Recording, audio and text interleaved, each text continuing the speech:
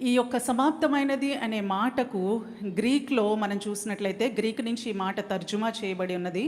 గ్రీక్లో చూస్తే టెటిలెస్టాయ్ అంటారు. టెటిలెస్టాయ్ అంటే సమాప్తమైనది, టెటిలెస్టాయ్ అంటారు. మామూలుగా ఇది ఎక్కడెక్కడ వాడతారంటే, ఒక శిల్పకారుడు తన శిల్పాన్ని కంప్లీట్ చేసిన తర్వాత తనకిష్టమైనట్లుగా ఆ రూపాన్ని అంతటినీ చెక్కేసిన తర్వాత టెటిలెస్టాయ్ అంటాడు. టెటిలెస్టాయ్ అంటే ఈ శిల్పాన్ని నేను కంప్లీట్ చేశాను అని అర్థం. ఒక అప్పు తీసుకున్నవాడు తన అప్పిచ్చిన వాని దగ్గర నెల నెల వాయిదాలు కడుతూ ఆఖరి వాయిదా ఇంకా అంతా కంప్లీట్ అయిపోయింది, నా అప్పు తీరిపోయింది అని చెప్పడానికి టెటిలెస్టాయ్ అంటాడు. అంటే నా అప్పు కంప్లీట్గా పెయిడ్ ఇన్ ఫుల్ అని అర్థం అనమాట.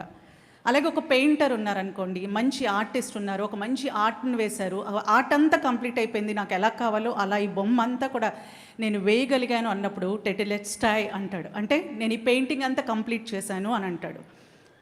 అలా చాలా విధానాల్లో ఈ యొక్క టెటిలెస్టాయ్ అనే మాటను ఉపయోగిస్తారు. అయితే యేసయ్య కూడా సిలువ పైన ఈ మధురమైన చార్ల్స్ స్పర్జన్ అనే ఒక గొప్ప దైవజనుడు ఏమన్నారంటే, ఈ ఒక్క మాటలో సముద్రం అంత అర్థం ఉందంటండి. ఒక్క మాటలో సముద్రం అంత అర్థం ఉందంట. సముద్రం అంత అర్థమున్న మాటని ఒక్క మాటలో టెటిలెస్టాయ్ అనే మాటలో దేవుడు కంప్లీట్ చేశాడు. అయితే మనం చూసినట్లయితే ఇది out of agony, out of pain వచ్చిన మాట కాదు. అంత భయంకరమైన శ్రమలోను, అంత భయంకరమైన వేదనలోను, రక్తం అంతా కారుతున్న సమయంలో, ఐదో మాట మనం చూసుకున్నాం, దప్పిగొంటున్న సమయంలో కూడా ఆయన వేదనతో ఈ మాట అనలేదు, కానీ చాలా సంతోషంతోనూ, చాలా ఉల్లాసముతోనూ, ఒక సంతృప్తితోనూ అన్నమాట. టెటిలెస్టాయ్ సమాప్తమైనది. అసలు యేసయ్య ఏం కంప్లీట్ చేశాడు, ఏమి సమాప్తం చేశాడు, ఏమి టెటిలెస్టాయ్ చేశాడు, ఎందుకంత సంతోషంగా ఆయన మాట అన్నారు అంటే, మొట్టమొదటిగా మనం చూసినట్లయితే ఈ భూమి మీద ఆయనను తన తండ్రి ఎందు నిమిత్తము, ఏ పని నిమిత్తము పంపించారో ఆ పని ఆయన నెరవేర్చారు. ఆ పని నెరవేర్చినందుకు గాను ఆయన సమాప్తమైనదని సంతృప్తిగా చెప్తున్నారు. ఆయన ఈ లోకానికి ఎందుకు వచ్చారో మనందరికీ తెలుసు. ఒక గొర్రె పిల్లగా ఆయన మనందరి కోసం ప్రాణం పెట్టడానికి వచ్చారు. అయితే ఆ గొర్రె పిల్లకు ఒక లక్షణం ఉండాలండి. 33.5 సంవత్సరాలు కూడా ఆ గొర్రె పిల్లలో ఒక లక్షణము కనబరాలి. అదేంటంటే, పాపము లేని పరిశుద్ధమైన మనస్సు కలిగి, పరిశుద్ధమైన శరీరము కలిగి, పరిశుద్ధమైన ఆత్మతో ఆయన ఈ లోకంలో సంచరించాలి. పరిశుద్ధత లేకుండా దేవునికి ఇష్టడై ఉండుట అసాధ్యము. అలాగే 1 థెస్సలోనియన్స్లో మనం చూసినట్లయితే 4వ అధ్యాయం 3వ వచనం అనుకుంటా మనం చదివినట్లయితే, మీరు పరిశుద్ధముగా ఉండుటయే, అనగా జారత్వమునకు దూరముగా ఉండుటయే దేవుని యొక్క చిత్తము. ఎలా ఉండాలంట, మనము పరిశుద్ధముగా ఉండాలి అంటే జారత్వమునకు దూరంగా ఉండడమే ప్రభు యొక్క చిత్తము, తండ్రి యొక్క చిత్తము. ఆ చిత్తము నెరవేర్చిన వాడే సంతృప్తితో యేసయ్య అంటున్నాడు టెటిలెస్టాయ్ అంటే సమాప్తమైనది. నేను ఇప్పుడు ఈ రోజున ఈ క్షణంలో చనిపోబోతున్నాను, అయితే నేను గర్వంగా చెప్పగలను టెటిలెస్టాయ్, నేను నా దేవుని యొక్క, నా తండ్రి యొక్క చిత్తాన్ని సంపూర్తిగా నెరవేర్చాను. నేను ఈ భూమి మీదకి ఎందుకు వచ్చానంటే తండ్రి సంపూర్ణమైన చిత్తాన్ని నెరవేర్చడానికే. దేవుని చిత్తం, నా తండ్రి యొక్క చిత్తము నెరవేర్చడమే నాకు భోజనము పానమునై ఉన్నది. నేను పరిశుద్ధముగా ఉండుటయే దేవుని చిత్తం. ఆ రోజుల్లో పాత నిబంధన గ్రంథంలో మనం చూసినట్లయితే యాజకుల దగ్గరికి గొర్రెపిల్లను తీసుకొచ్చినప్పుడు ఆ గొర్రెపిల్లని యాజకుడు బాగా పరిశీలించి అది మచ్చ పొడ ఏమీ లేకుండా చక్కగా నీట్గా ఉండాలి. దాని కంటిలో జబ్బు ఉండకూడదు, దాని వంటి మీద జబ్బు ఉండకూడదు, దాని నోటిలో జబ్బు ఉండకూడదు, కాళ్ళ మీద జబ్బు ఉండకూడదు, ఎక్కడ జబ్బు కానీ మచ్చ కానీ ఉండకూడదు.